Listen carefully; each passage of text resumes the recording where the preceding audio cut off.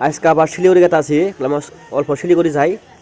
শিলিগুড়ি মানে বহুত বলে কাপড়ের দাম কম আছে, আজকে গেতে আছি রাস্তাতে। আজকে পাহাড় সার কম বাড়াবো, তাও পাহাড় বাড়াবো, মাঝে মাঝে পাহাড় বাড়াবো, পাহাড়ের পরে শিলিগুড়ি বাড়াবো। এই গেতে আছি, এই যে ধান যেলে পাহাড়িয়া গাছ এলে সব শাল গাছ, শাল সেগুন।